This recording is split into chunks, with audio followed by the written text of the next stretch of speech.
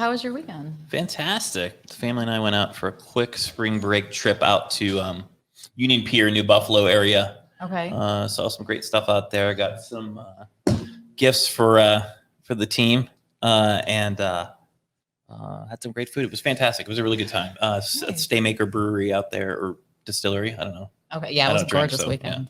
Yeah, and we have a wonderful guest with us today. Hi. Hi, buddy. Thank you for bringing me the She-Ra doll. You're welcome. I like She-Ra. Yeah. I feel like we should show the. It's in my office. It's on the shelf. Okay. Made the Hall of Fame. Yeah, good. In the box, though. Yeah, in the box. You don't get the one in the box. Funko Pops, in case anyone doesn't know what they are. They're fantastic. All right. So you had a good weekend. Yeah. How about you guys? Awesome weekend. I had a great weekend. Yes. What'd you do? I went to Ann Arbor. We went to Ann Arbor, too. I feel like You that. did. Yeah. Anything can happen in Ann Arbor. This is true. It's great. This is Anything true. and It's a everything. lawless hippieville in Ann Arbor. It is. So, you know, Yeah. it's awesome. It's a great town. I live there, so love it. We know. This seems like a really long 30 seconds. Yeah. What are we doing? Oh, We're not doing it. Okay. we're just jumping into this. Well, welcome to our podcast today. Not doing the usual start, and that's okay. And that's okay. I guess we'll start off with news stories. Sure. Well, I'm Ida Pearl-Lee, the And I'm Deputy Director and Jade. Patient Advocate. I'm Robin Schneider. I'm the Executive Director. Our special guest with us today. Mhm. And my name is Jay Jones. I'm the Membership Director here at the AIA. If you need to sign up, you can email me at j@micia.org. It should be at the bottom of the screen there if you're interested in membership. What do we have first there, Ida? First, we're going to do the news. So do you want to take off with a couple of stories? Yeah, not a lot in the cannabis world news today, but Jerry Millen and the Greenhouse did manage to secure the trifecta of news stories. Thank you, Jerry. Woo! You made it again. So, it was updated like a day ago. The Detroit Metro Times reports that Jerry's given away 10,000 joints in his Pot for Shots program. Jerry says, and I quote, "Our goal continues to be to heighten awareness on the importance of receiving COVID-19 vaccination as we do battle against this horrible illness. Pot for Shots is our way of showing our commitment we have in assisting our community in getting back to normalcy. We support the safe and responsible use of cannabis and hope we are near the end of this pandemic." So thank you, Jerry, for raising the bar every week. Woohoo, Jerry. Some tax news. The state has distributed more than the first 10 million of the recreational marijuana tax. All right. 38 cities, 7 villages, 21 townships, 38 counties started receiving payments this week from that state fund for the fiscal year of 2020. That would be about $28,000 for each retail store and microbusiness allowed to operate as of September 30th, 2020. Wow. Nice. And also over the next 2 years, $40 million in tax revenue will be given to study veterans and PTSD. So that's a lot of really good work that the cannabis industry is doing. Yes. There's your news. That, you know what? Sometimes no news is good news. So we'll take it. Yeah. Take what we can get. For sure. So today we're going to be discussing Hash Bash. Yeah, we are. We have some great guests today. Who do we have with us today? Well, we have Mark Passerini, Jamie Lowell, Mark Passerini, who's also a board member, Jamie Lowell, Jim Slame, Nick Sattel, who will be joining us in a little bit, and Anquinart Sarfo, who is also a board member here at MiCIA, and Jamie Cooper. Hi, Thank everyone. you so much for joining us, guys. Thank you for joining us. Thank you for having us. Yeah. My friends. Hey, if I may jump on the Jerry Millen story just a little bit, I want to add that a lot of the donation of those joints that were given away came from Bob Dodge and You Baked, same company that has really helped out Michael Thompson quite a bit since he's been released from prison. That's fantastic. That's awesome. Thank you Great for sharing to hear. that. Yeah, thanks. Yeah. So we're going to do it a little unconventional. We're just going to ask a few topic questions and just have 3 or 4 of you answer. And Robin's going to join in every now and again with our own little stuff. Fantastic. You want to start it off, Ida? Sure. So this year, we know that Hash Bash is going to be virtual. Can you tell us a little bit about the lineup and who's going to be speaking and what can we expect? I could take that one. Thanks for having us on, guys. awesome to be on, what is this, the 5th or 6th show? You guys are doing a great job with this podcast. Thank you. Yeah. So it is a virtual, we are holding a virtual event because of the pandemic. Obviously, there will be a number of people that still will head down to the actual rally and protest on the flag. But we have a whole slew of really powerful speakers this year. I guess we'll start with some of the elected officials. We have our Governor Whitmer, our Attorney General Dana Nessel. We have our U.S. Congresswoman in Ann Arbor, Debbie Dingell. Also, the House Minority Floor Leader, Youssef Rabi, who's our state rep in Ann Arbor. Our state senator, Jeff Irwin, who has been probably the biggest champion of cannabis reform in Lansing over the past decade, was doing this way before it was popular. We also have Representative Blumenauer, who is a U.S. congressman out of Oregon. The reason why we're bringing somebody in from Oregon is because Representative Blumenauer has been the main voice on Capitol Hill over the past 3 or 4 decades for cannabis reform, by far our biggest champion. We also have the Washington County prosecuting attorney who was just elected. His name is Ellie Savitt. He has been extremely supportive of the movement, not just the cannabis movement, but decriminalizing many different drugs. Besides that, we've got a whole number of different professional athletes. We have recently inducted into the Hall of Fame, arguably the best wide receiver in NFL history, Calvin Johnson. Calvin Johnson is also a board member with Anquinet and I at We the have some really MiCIA. awesome board members, don't we, Mark? We really do. We really do have many board members, no doubt. Calvin Johnson and his partner Rob Sims will be speaking at this year's hash bash. From the Major League Baseball, we have Will Zumaya, the Detroit Tigers. We also have the Hall of Famer from the NHL, Darren McCarty from Red Wings. And then from the NBA, we have Al Harrington, who has a brand here in Michigan that's really focused on social equity called Viola. Aside from that, and guys, Jamie, Jim, I don't know if I'm forgetting any of our elected officials or our athletes. But aside from that, we have a couple of medical professionals too. We've got Dr. Sue Sisley, who's going to be joining us for the 4th time for Hash Bash. Dr. Sue is probably the preeminent cannabis researcher in the United States. And we also have Dr. Rosania, who was the first and still only University of Michigan professor from the School of Pharmacy to come out and speak. And that's amongst all the regulars and the local Michigan activists and advocates. Obviously, John Sinclair, the whole reason why we're there, will be speaking at the virtual event, as well as Mr. Hashbat himself, Adam Brook, as well as, of course, Chuck Reams and Matt Abels, Michael Toohey, Michael Tessens of the world, a lot of different a lot of the big advocacy groups like SSEP, Michigan Cannabis Freedom Coalition, Redemption, a number of the different local advocacy groups as well. And I'm probably forgetting a few people, so please chime in if I've forgotten one, Jamie. Jamie. No, I mean just a couple of the like head of the local SSDP. I forgot her name now, but a couple of organizational representations will be there too. Otherwise, you covered the ground really well. Kat Ebert. Kat Ebert is actually, I believe, the vice chair of the SSDP board. She is, yeah. Fantastic. Yeah. And the president of the Michigan State University's chapter as well. It's cool. So, guys, this You know, year, Kat actually testified in the expungement hearings along with Anquinet. It was pretty awesome. wow. Yeah. Yeah, Great. she's a cool girl. So, guys, this year you're streaming it, which is obviously different from past years. And you've decided to go with Twitch to host the Hash Bash this year. It's really popular with gamers. I know my kids watch it on our PlayStation. Are they going to be able to? Well, not my kids, but are people going to be able to watch Hash Bash this year from their PlayStation or their Xbox, in addition to iPhones, in so many other different ways?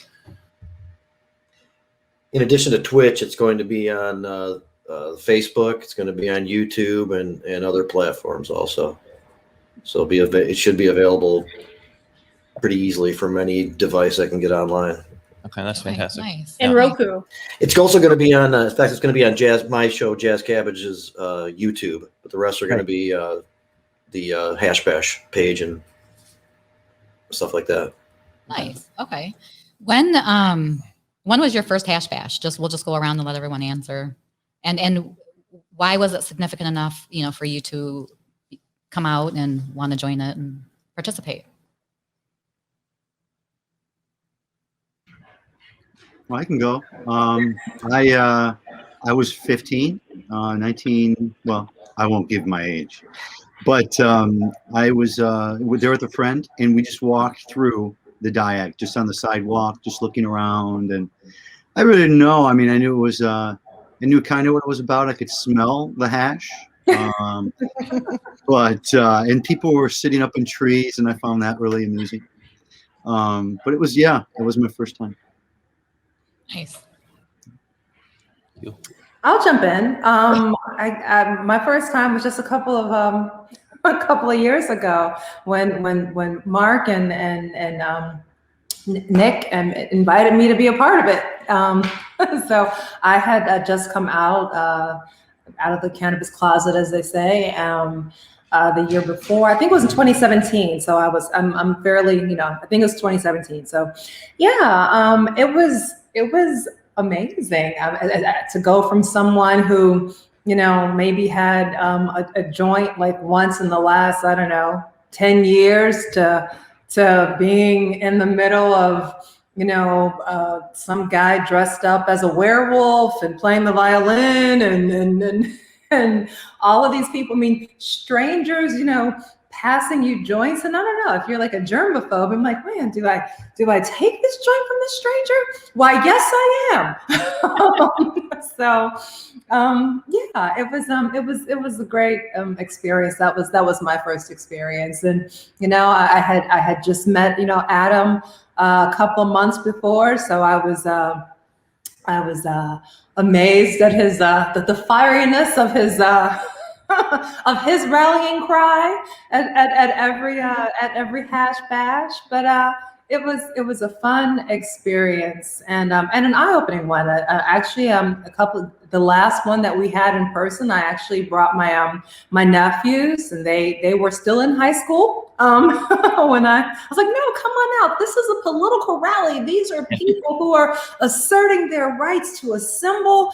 And these are people who are making sure that they're changing the laws. So they're doing it the right way. So it's an educational experience. And yeah, I won't tell your mom if you inhale. So go ahead. Right. So yeah, that was my experience. That's awesome. Yeah. Nice. Mine was back in 2016. I had moved to Michigan from Colorado in November 2014. And I don't think I made the 2015 event, but I went to my first hash bash and my mind was completely blown. It was just like, holy crap, this is amazing. How did I not attend this last year? And since then, I really haven't missed one. I mean, it's such a community event. Like, to go to one place and just see so many people that have been a part of the movement 30 years ago or it started 5 years ago, part of it now, it's just really incredible and moving. I mean, you walk away from that event with just this amazing high energy and just really pumped up and fired up, and seeing the people on the stage just really fired up, and just how the crowd's really involved. It's just really has been an amazing event. And it's just great that we have it virtual too, because now people can attend Hash Bash without getting on a plane and, going to it face to face. They can do it from the comfort of their own home. And so really excited about this year's event too. I think it'll be just as much fun as it was in 2016. Absolutely. So I first attended Hash Bash in mid '80s at some point. Exactly which year I'm not sure, and went periodically through 80s and 90s and stuff. But I remember at the very first one of the speakers, I don't know his name. I was able to meet him many years later at this tribute to Marvin party that I attended in Detroit, and we talked about it. But he said, "We're at war with a plant," and that triggered something in me. I went, "Yeah, we're not acting very sensibly here." And ever since then, I was kind of geared toward wanting to see more sensible approaches to this. But last 10 years or so, I've been able to help. I've been involved with organizing or speaking at it or whatever. I just am a huge fan of it and support it a lot, and will continue to as long as I can. That's fantastic. And Q, great shout out to the violin monster. He's actually a family friend. So what up, Zach? So let me ask you about Hash Bash going forward. What causes do you Wait think? a minute. Mark's raising his hand. Yes, Mark. I didn't get to tell Oh, sorry. Mark. Oh, we I skipped didn't get to Mark. tell Oh my Mark gosh. either. You get I've got What am I, some- chopped liver? Yeah. So Mark. I didn't Mark, get to, please forgive us. That's okay. That's okay. I wanted to tell you We'll about my bring this up first at the bash. board meeting. So my first Hash Bash experience was also back in the 1900s. It was my freshman year of college. I was 18 years old. Just a few months after my best friend and now business partner and I got busted for smoking a joint in our car. And that's when it occurred to me, and I realized that Ann Arbor was decriminalized. It was first decriminalized back in 1972, the summer of the first Hash Bash. And that first bash was really inspirational for me. I'll never forget, like a lot of the people just said, all the fire and passion in the speakers. And then, what's really cool is you can see that transfer into the crowd and get people motivated, mobilized, inspired to actually do something. Because, like Jamie said, the war, with a plant, it's so crazy. And I think one of the beautiful things about Bash is the fact that, typically there are a number of people that walk away from that event that become activists, that become advocates. And, I always say that if we can just 1% of the people that show up, over the years we've had about 10 to 15,000 people show up, 150 more activists in the state of Michigan that can be really push for positive, real change. So yeah, I love Hash Bash. I've had the honor of organizing and speaking at the past few. I think since 2012 is when I started helping Nick and Jeremy Golson at the time organize Hash Bash, and I don't think that I won't be a part of it ever again. I think that it will be. No matter where I am in the country, I will always come back to Ann Arbor for Hash Bash, especially once we're able to congregate again. Fantastic. My turn. Take it away. My first Hash Bash was 1994. Wow. And Me too. Okay. Yay. All right. We were there together. I think we were there. We were there together. And so, yeah, that was a good time, but that wasn't my favorite Hash Bash. My favorite Hash Bash was the year that Governor Gary Johnson came and spoke, and he was running for president. And it was kind of like early on, and Bill Schuette was still the attorney general, and everyone was it was tense time. And, we weren't in the middle of a friendly cannabis state. And so it was more of a real protest, I recall. And we were kind of hanging out in the grass, and people were, rolling joints and just relaxing. And somebody yelled, the feds are here. And everybody got up and started running, including me. I was like, well, I'm going to run too. And it was Governor Johnson and his security detail. It turned out, we didn't find that out till later, but we were pretty sketched. And then we ran away, and then we went and found a rock to lay on, and the Wolfman was there. And then a rainbow came out. We listened to the violin, rainbow came out. And I just remember just thinking Hash Bash is just the greatest thing ever. It's the little things. Yeah. So we're looking forward to coming to Ann Arbor this weekend. Yes, we are. We will not be at the Diag. No. We will, but we will be around. You can count on that. That's fantastic. Yeah. Speaking of that, have there been any issues with hash bash in previous years regarding the police? Everyone? Not in recent years, but yes, in previous years for sure. What has happened? A lot of people So have been there have been- arrested. Yeah. Sorry, go ahead. Yeah, no, that's there've been many years where dozens of people were arrested. When I first started organizing in 2012, I want to say there were about 20 arrests a year, and every year after that, we've seen a decrease in arrests. Where the past 2, maybe even 3 years, when Mel gets on, he'll remember.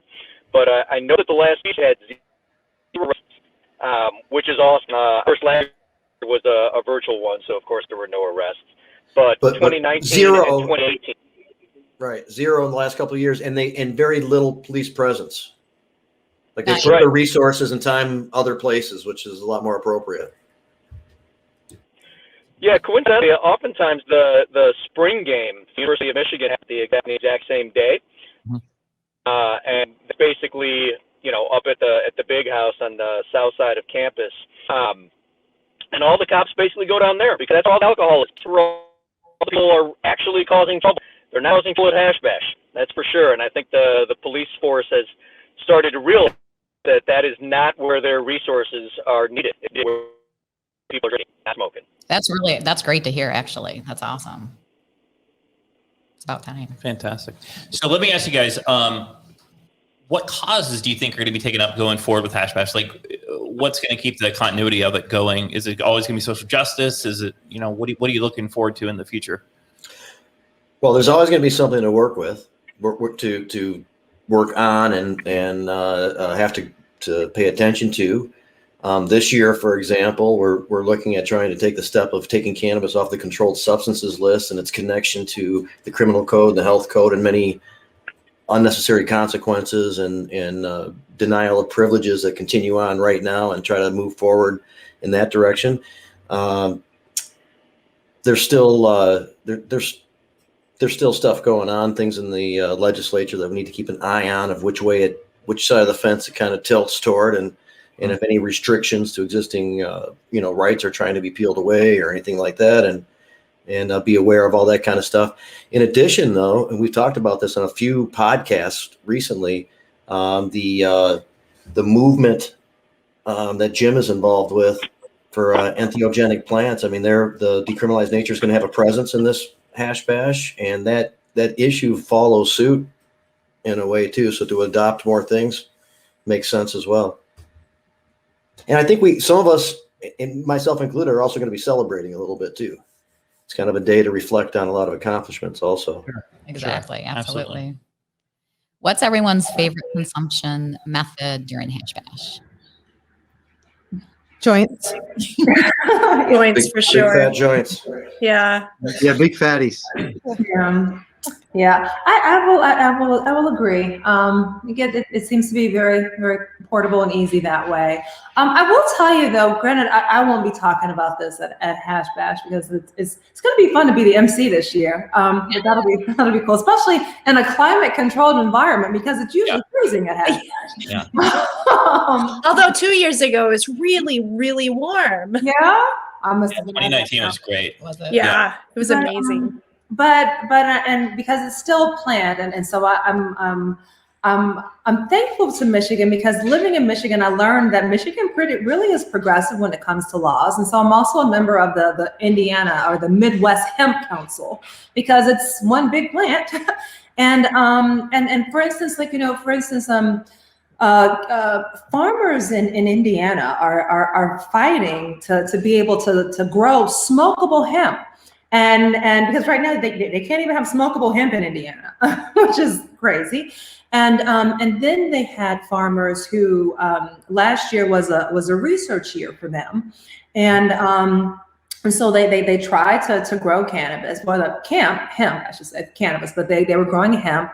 And again, because it tested hot, was over 0.3 at various stages, you had a lot of farmers who had to pretty much, till under or how, I don't know the terminology, but basically destroy their crops.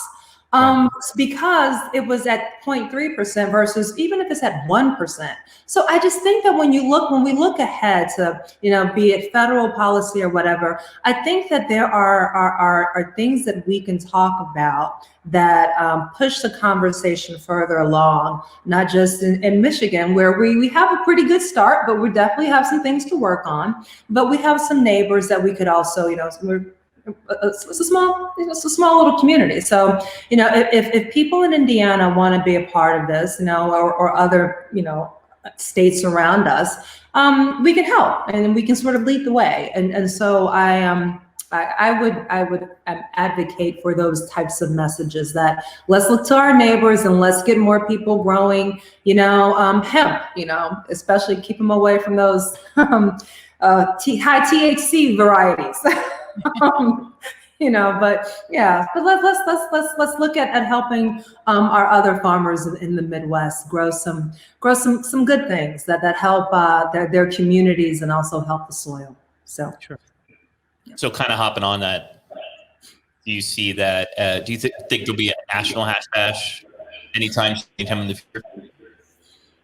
Well, this one is national, right? I mean, this is being broadcast nationally, so it has spawned many other local Global events around the world. It has inspired many all over this country in different places. So whether it itself does something like that, maybe it can continue to do that and demonstrate how to do it in a local area. It's kind of nicer when it's confined to each local set of circumstances.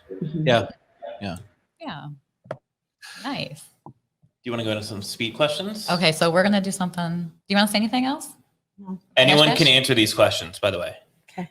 Anyone. They're just kind of throwing it out there. There's no Is prizes. it a game? I mean, you can make it a game. If you want to be competitive, that's fine. I mean, so Robin's throwing down the gauntlet. She's going to crush you all with these trivia questions. Get ready. They know me so well. Okay. Let's get ready. That's serious. All right. Strangest animal you've ever seen at Hashback? At Hashbash? Yeah, I've seen some weird animals. I mean, the man in the wolf costume. What? What You got to call him the animals? violin monster. He'll get very offended if you call him the man in the wolf monster. Oh, He gets it's like the- mad. Wait a minute. What is it? I need to learn that. It's the violin monster. Okay. Did you know that, Antoinette? well, he said it earlier, but no, I thought it was a werewolf. Actually, I thought he I was. did too. Yeah. No, he's the violin monster. Zach, he's a great guy. Okay. But I think that maybe I've seen a ferret there. Not that I think ferrets are weird, but I think I have seen some ferrets there. I Saw a think sugar glider. I think if I ever saw like any weird animals there, I probably just like went the other way. There was a goat last year. There was a guy with a Oh, goat I everywhere. didn't see that. Yeah, or 2 years ago. All right. Strangest animal I've ever seen. The strangest animal I've ever seen is Jamie Lowell. what? Jamie Lowell. Jamie Lowell. Anyone else? All right. Oddest thing you've ever seen sold. It doesn't have to be cannabis. Just people are always selling weird things out of backpacks. It seems like not just cannabis. Anyone? No. Nothing? Okay, well, I'll jump in again while people are thinking. I don't think it was weird, but I thought it was really, really cool. This lady, she was selling these little like stash boxes, but she made them. They were really cute. It wasn't strange, but it was really cute. And Jim, I'm totally checking out your Hash Bash T-shirt. I don't understand how I don't have a Hash Bash T-shirt. I need a Hash Bash T-shirt. So did not see that there, but I think there was this lady selling those little bitty things there. And I was like, I need to get a stash box, but I didn't. So no. Okay. Nice. Okay, so one more question. Oh, I have 17 more, but Yeah. Oh, okay. Let's keep going. Wow. We've got- Okay. Has there ever been a marriage at Hash Bash or a proposal? I know of one in which the Reverend Steve Thompson, it was actually, took place at the Monroe Street Fair, but in which Reverend Steve Thompson performed. I'm sure there have been others. Very cool to yeah. hear. Okay. Most surprising attendee. It could be a celebrity. It could be anyone. Most surprising. Conservative, anyone? Like, I'm gonna go with Debbie Dingle. Debbie Dingle, even though she's not conservative, she is a progressive, but she's kind of middle of the road, and it took a long time to convince her to even come visit our dispensary, much less and speak in front of 15,000 people are breaking federal law right before her eyes. It was a surprising one, but it also wasn't too surprising because it took a lot of diligence and persistence and hard work to finally convince her to do it. But the fact that she did it is pretty awesome. Very That's cool. great.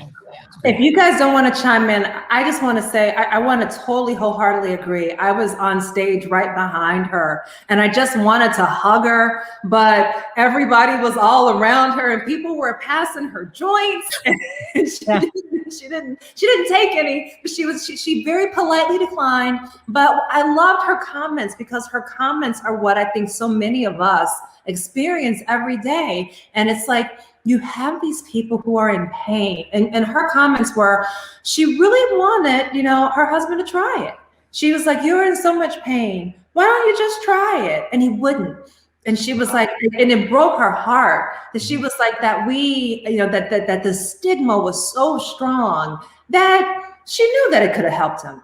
And yet he was still like, I just can't. And so I really appreciated that she shared that part because we all see so much unnecessary suffering. And when you say to people, it was just a plant.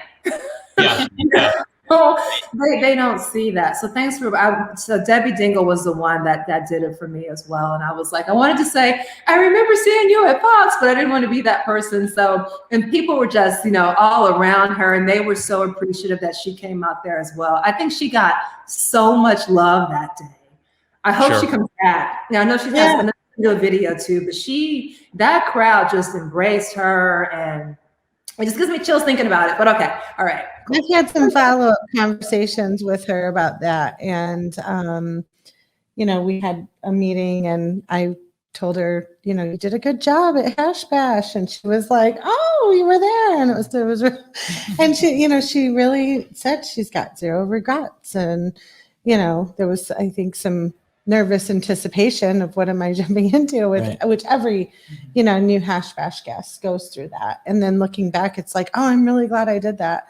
I mean, I can remember, when Mayor Bonero came for his first Hash Bash. And, I'm seeing it on the steps next to his. That's a weird one to have. Yeah, he was there. He's the mayor of Lansing coming to Ann Arbor. That's and he did. And I'm standing there next to like the chief of police, right? That came with him. And it was like, there's like smoke all around and he's got a cop there. And it's kind of like, oh, this is interesting, but it was cool. It was cool. So that kind of leads into who was the first politician in what year to openly use cannabis at Hash Bash? Perry Bullard. 1978, Perry Bullard. Nice. Good job. Okay, so what was the total cost for fines and court fees for marijuana in 1972? $5. Higher. Oh, with court fees? With court fees. $50. Robin, we can see you giving them the answers on the camera. It was $55. $55. What year had the lowest attendance? Sometime in the 80s, I would think. Yep. 1985 was zero, and the highest attendance? 2017 or 18. 2015. Close. Yeah, 2015. Yep. Really? Awesome. So What was the number on that? Just it was 15,000. Okay. According to Wikipedia. So Probably Monroe Street Fair confusing it with us, but that's fine. So let's talk about the Monroe Street Fair real quick. How did that start? And I know Dominic. Hey, Nick is just joining us. Nick, how you doing? Hi, Nick. Hey, glad to be here. How's everyone doing? Here's the official historian. Okay. If anything needs to be gone over again. Should we go through those 5 quick questions real quick? No. No. Just ask them. I heard a couple of them. I believe 2019 was the largest actual Hash Bash rally. But it's hard to say because, in the early 90s, it wasn't all aggregated to just the Diag and Monroe Street, and it's certainly really hard to get a body count on how many people are actually in attendance, because there's a constant flow of folks coming in and out of the Diag. So I always wonder how they actually estimate it, but I believe 2019 was the largest Hash Bash rally that I've seen. I would agree. Yeah, Nice. being there. Okay. So let's talk about Monroe Street Fair real quick now that Nick's with us. That's always kind of like ends up being kind of ground zero. That and Dominic's is Yeah. like, how did that all come about, and how did they get involved so heavily? So that's a really good question, and I wasn't present for any of that inception. My understanding was that I think there's probably a few different answers. One of them is that early on, cannabis was in Ann Arbor decriminalized, but campus, of course, was still state property. So you could catch state charges if you were on campus possessing and smoking cannabis. So the idea was you'd go to the Diag, light up, have your protest there, and then get off campus before anyone came and cracked skulls. And Monroe Street had the law school was there, and I think they've developed it a bit more, but I think at the time there was some more green space that might not have been campus property. And there was Dominic's, which was a bar that also happened to be fairly accommodating and friendly. If you've been to Dominic's, on the day of Monroe Street Fair, if you've been fortunate enough to get in and get a spot, it's pretty smoky for a bar. You don't see that anywhere else, that level of indoor use. And they have a nice big outdoor space as well. Now, I think in the 90s, Dominic's also started hosting Michigan Normal meetings, the annual spring meeting before Hash Bash, and then maybe even monthly meetings for Washtenaw County Normal. And so it definitely gained a reputation as a generally friendly and accommodating space for the cannabis crowd. Now, Monroe Street Fair happened in 2001 for the first time. And I think I don't know if it would have been able to happen the next year in 2002 because of the events that transpired with both Rainbow Farms and September 11th later on in the year. It really kind of shattered the efforts to collect signatures at the time, and really drove a lot of cannabis activists underground and whipped everyone into a state of paranoia anyway. So we're kind of fortunate that the official Monroe Street Fair really kind of set up and got permits from the city and had the first official festival on that that Saturday in 2001. Nice. And they closed off the block that Dominic's was on to start that, right? Yeah. Monroe Street Yeah. Fair. Yeah. They did a lot for us on the campaign too, didn't they? They helped host They a couple of did. fundraisers. Yeah. And, Yeah. And I suppose the name Charlie Strackbine should be mentioned because that's the guy who did it. Okay. Nice. Cool. Okay. That's Yep, awesome. Charlie And Charlie Strackbine's will been be, organizing it for years. We can get Q a really nice Hash Bash t-shirt next year there. Yeah, we will. We'll get you hooked up. Yeah. Nick, when was your first Hash Bash?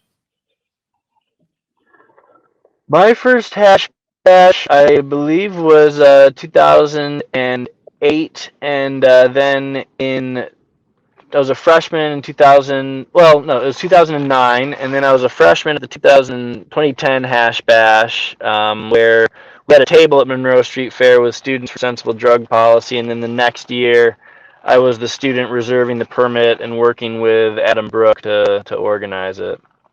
That's fantastic. Wow, very cool. What are you guys looking forward to most this year?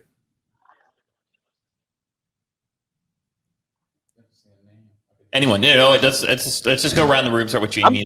I'm looking forward to just trying something new, and it's definitely doing what we can with what we're given the state of the pandemic, and I'm excited for the future of Hash Bash to see how this production can possibly present new opportunities for the in-person gatherings next year and in years to come.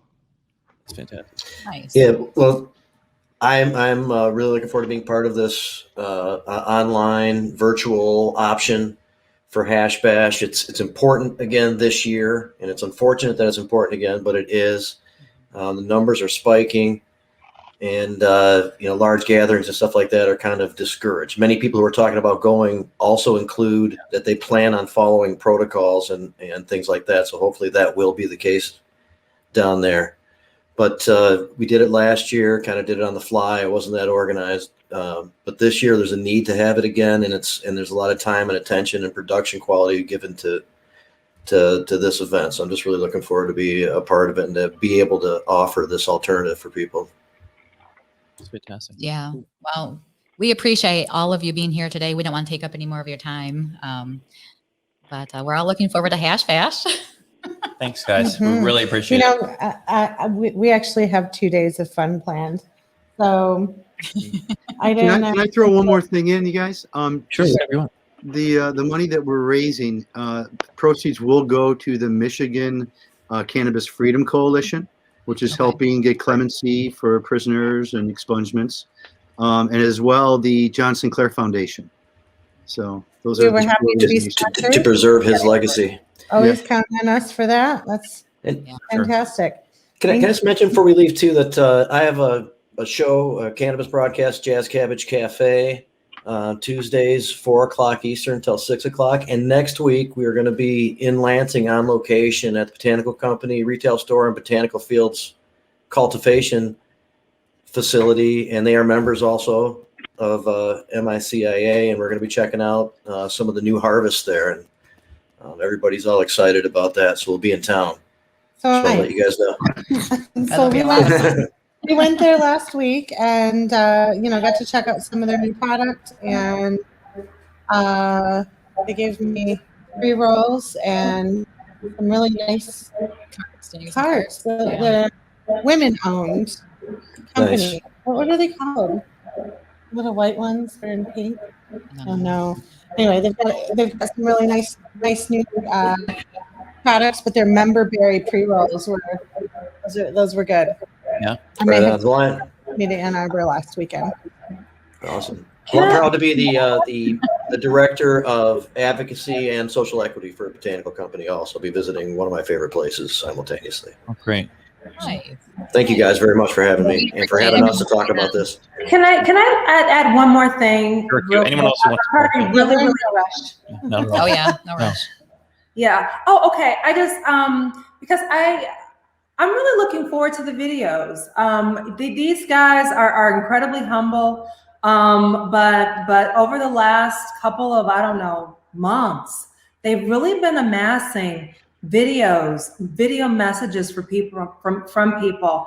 And we have, hours of people's messages that people can, stay in their pajamas this time and watch. I'm looking forward to learning how to grow my own mushrooms, for example. There are going to be a lot of really good, informative, motivating messages. And that's what I'm looking forward to. And I just really want to thank, the team that's been behind it. I know that Jamie Cooper had to leave, and Don Schultz, is it? I'm horrible with names. But Mark and Jamie and Jim and Nick, I came in like they called me and was like, hey, you want to host this thing? Oh, and Rick Thompson also. Mm-hmm. I kind of came, to this kind of like, I wasn't as involved as these guys have been involved. And I want you guys to know that, oh my gosh, so much work has been put into this. And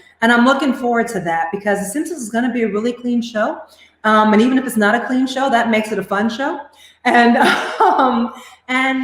most importantly, you're going to hear from a lot of people who are doing some great things that you may not have heard about.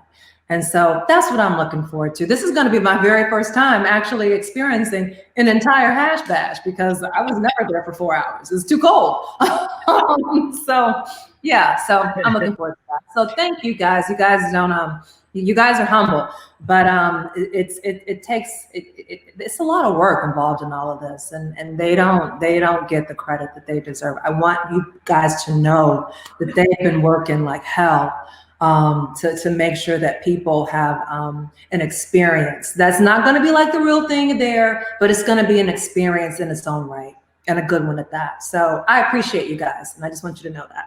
Can I just interject here, kind of piggyback? That's everything you said was just spot on, because I came to my first in 2017, and everyone thinks it's people in trees throwing Rice Krispie treats, which does happen.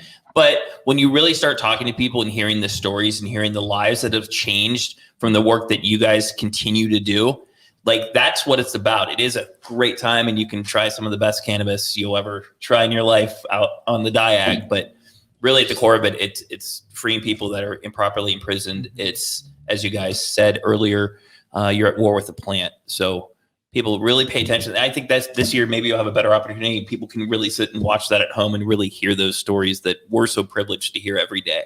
Well, and those stories are so important because that's what helps people understand that this is a medicine. And at the root of it, of this plant, it is a medicine. And we need to keep that message alive and strong. For sure. Yeah. But we thank all of you so much for being here. And Anyone else have anything? Hash Bash. I wanted to tell about our trip this weekend. Oh, yeah. Oh, sorry. Okay, so Sorry. here we go. Before we all go, hold on. We do after show too. We are going to Decatur Yes, Decatur. to Sun Provisionings, which is a new micro business, this actual micro business Oh, cool. owned by Luann Sun, who is women, Asian American, immigrant, social equity. I mean, we are so excited to meet with her. She's lovely. So we're going to start our tour there. And then we're going to go to Buchanan to our members at Pinnacle Emporium. And then we're going to go to the Old Simplicity Factory, our members at Green Stem. And Katie, yep. And then we're going to dinner with Red Bud Roots, right? And then a bonfire at 8 o'clock, women only. Yeah. Sorry, I'm Girls sorry, only. Jay. Yeah, I'm driving home by myself. Yeah, it's a girls only night. So Yeah. And then Hash Bash on Saturday. Yeah. and then Hash Bash on Hash Bash Saturday. on Saturday. Hash Bash on It's gonna be a Bright good and early. weekend. Yeah, Yeah. So we'll see you all Saturday. for sure. I don't know. Awesome. Thanks for being on the guys. show today. Thank you. Thank you. Bye. Bye. Appreciate it. Thanks, guys. All right. Well, that is our show for today. Thank you for joining us. Thank you. Before we go, we're going to give a shout out to AeroPay.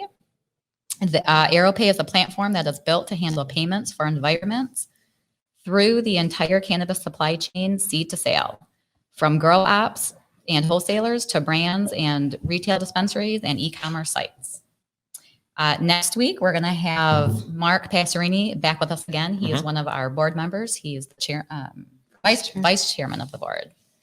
So we're going to talk to him about OMF medicine. And other things. It'll be exciting. Yes. Yeah. We hope you all have a great week. Have a great Hash Bash, everyone. Thank you. Thank you. Happy Bye. Hash Bash. Happy Hash Bash.